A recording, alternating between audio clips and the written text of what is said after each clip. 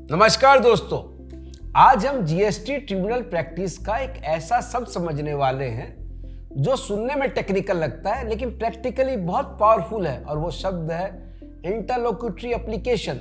नाम थोड़ा हेवी लग सकता है लेकिन कंसेप्ट बहुत सिंपल है। मान लीजिए आपकी जीएसटी अपील ट्रिब्यूनल में पेंडिंग है, फाइनल डिसीजन अभी आना बाकी है, लेकिन उसी दौरान आपको पेंडेंसी के दौरान ट्रिब्यूनल से कोई तुरंत राहत चाहिए। ऐसी सिचुएशन में जो एप्लीकेशन दी जाती है उसे ही कहते हैं इंटरलोक्यूटरी एप्लीकेशन। एक लाइन में समझिए, मेन अपील मुकदमा है और इंटरलोक्यूटरी एप्लीकेशन उस मुकदमे के बीच मांगी गई राहत है।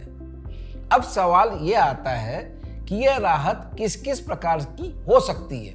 यहाँ रूल 29 काम आता है। यह रूल ब्रॉडली अलाउ करता है कि पेंडिंग अपील के दौरान आप ट्रिब्यूनल से अलग अलग तरह की इंटरिम या प्रोसीजरल रिलीफ मांग सकते हैं, जैसे stay, delay condonations, rectification, direction, early hearing या कोई प्रोसीजरल रिलैक्सेशन।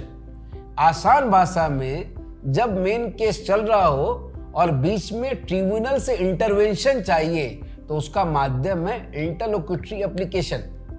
अब सबसे इंपॉर्टेंट प्रैक्टिकल पॉइंट, यह कोई कैजुअल रिक्वेस्ट नहीं होती है। रूल 29 के अनुसार एप्लीकेशन रजिस्टर्ड फॉर्म 01 में फाइल होगी और साथ में सपोर्टिंग एफिडेविट भी देना कंपलसरी है। मतलब जो भी रिलीफ आप मांग रहे हैं उसे सिर्फ लिखना नहीं है बल्कि प्रॉपर फैक्ट्स और एफिडेविट से जस्टिफाई भी करना है। यही जगह है जहां प्रैक्टिस में सबसे ज्यादा लोग गलती करेंगे।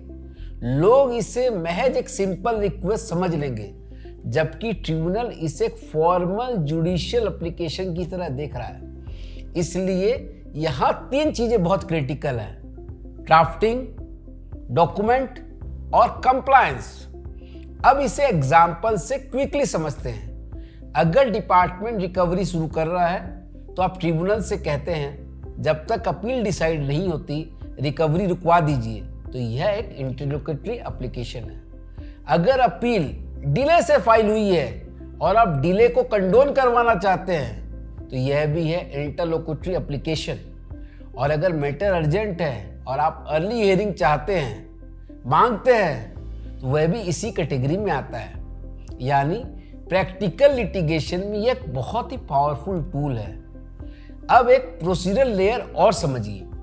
रूल 49 कहता है कि इस एप्लीकेशन पर भी वही प्रोसीजरल डिसिप्लिन लागू होंगे जो नॉर्मल फाइलिंग में होता है, जितना एप्लीकेबल हो। कानूनी भाषा में इसे कहते हैं मुटस मुंडिस। सिंपल शब्दों में, प्रोसेस अलग नहीं होगा, यहाँ स्टैंडर्ड वही फॉलो होगा जो कि फाइलिंग में होता, अपील फाइलिंग में। अब एक और इंपॉर्टेंट पॉइंट, रूल 59 के अनुसार इन एप्लीकेशन का अलग से एक रजिस्टर मेंटेन होगा, जैसे कहते हैं रजिस्टर्ड CDR 05। मतलब यह कोई इनफॉर्मल रिक्वेस्ट नहीं है साहब, बल्कि ट्रिब्यूनल रिकॉर्ड का प्रॉपर्ली ट्रैक्ड हिस्सा है। अब करते हैं फीस की बात।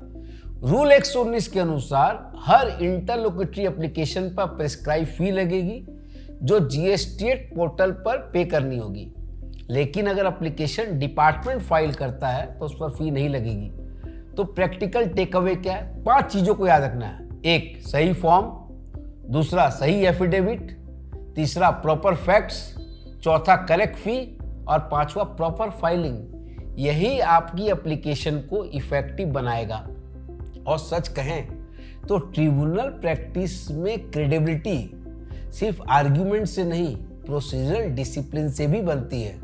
तो दोस्तों, आज की वीडियो से बस एक लाइन जरूर याद रखिए, मेन अपील मुकदमा है और इंटरलोक्यूटरी एप्लीकेशन उस मुकदमे के बीच मांगी गई राहत है। लेकिन राहत तभी मिलेगी जब अप्रोच स्ट्रक्चर्ड हो और प्रॉपर्ली सपोर्टेड हो।